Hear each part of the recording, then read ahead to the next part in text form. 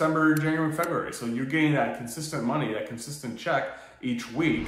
Hello and welcome back to Car Rental University. I am your host, Alex Withrow. Today we're going to talk about when you are in the winter months, like right now, how do you deal with the low demand slumps, and 4 different ways to deal with that. Before I get into that, click below, grab the 5 things you must do before starting a car rental business. That also includes the Car Share Growth Guide. It gives you a city-by-city breakdown of which car share platforms are strongest in your area. Lots of great information in there. Check it out. We're in February right now. Obviously, unless you're in Miami, where I am, you are probably dealing with a slow month with regards to car rentals. This is a very common thing in this business. January and February are typically very slow in this industry. Really, it's things start picking up, I would say, probably second week of March and are pretty strong through October, early November in this business. I'm gonna give you a couple of ideas on how to deal with slow months. This is perpetually a tricky thing to deal with. First of all, if you are on, Getaround, Turo, these are very location sensitive platforms, and where you have the car placed is very important. Now, if you are, on Getaround, you got to get that car into a downtown area. Like that's just the way it goes with Getaround. So if you are not in a downtown area, I spoke with somebody the other day, they were 25 minutes outside of the city. I said, look, Getaround's not going to work for you at that location. That's just not how it works with Getaround. They are pretty much solid inside cities, more downtown areas. If you are not there, it's not going to work. So if your car, put it on Getaround and it's not in a downtown area, it's probably not going to rent.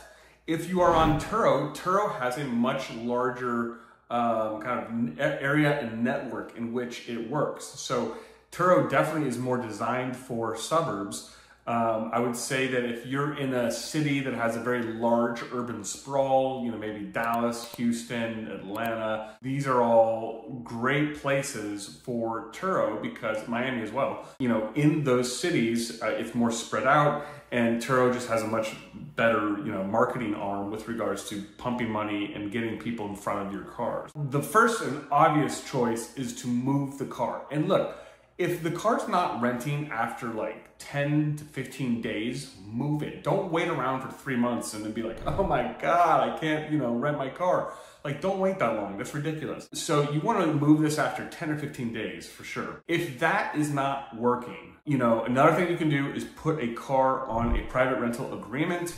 I know I talk about this a lot. I've always mixed in private rental agreements into my own businesses because it really kind of helps de-risk the whole situation. So that's basically giving a car to an Uber driver for a long-term agreement. This is a very popular and common way to handle the winter months. If you are concerned about, Getaround or Turo not being utilized that much during the winter months, you can always go on Hyrecar and put your car on Hyrecar or do a private rental agreement if you feel confident about the driver. Have them rent it for 3 months, December, January, February. So you're getting that consistent money, that consistent check each week during a historically very slow period throughout the year. So that's kind of a good way to deal with that. The problem, I would say the flip side of that coin with Uber drivers during winter months is that they will be driving a lot, but the weather is typically bad, depending on where you are. So if the weather is bad and they're driving a lot, there's a lot more of risk for an accident. So that's something you just have to kind of weigh the pros and cons of that. Another thing another option you have is imapping.com. That's imapping.com. And what you can do with this is you can create a Google link on Google Maps, and basically it'll say, car rental or car rental business. So anytime someone goes into Google Maps and searches for a car rental near me, they will find your car. And so that's a really cool way to, kind of geotag your cars and your business so that you can have those available on there. And I would recommend doing this in general.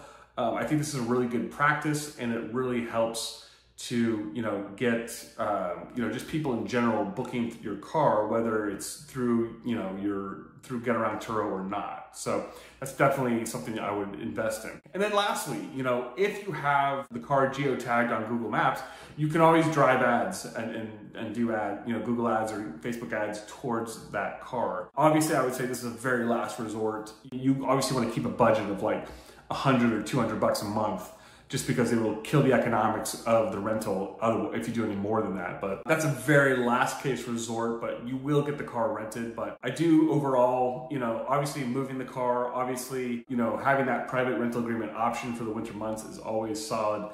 And then geotagging those cars on imapping.com is a really good idea in general. So that's how I deal with that. And overall, like when you're buying a car, the type of car matters a lot as well. So you want to get cars that are like base level Hondas, base level Toyotas, things that have dual use cases, whether it be a good vacation car on Turo or Getaround, but also a good Uber car, should a driver want to rent that car from you.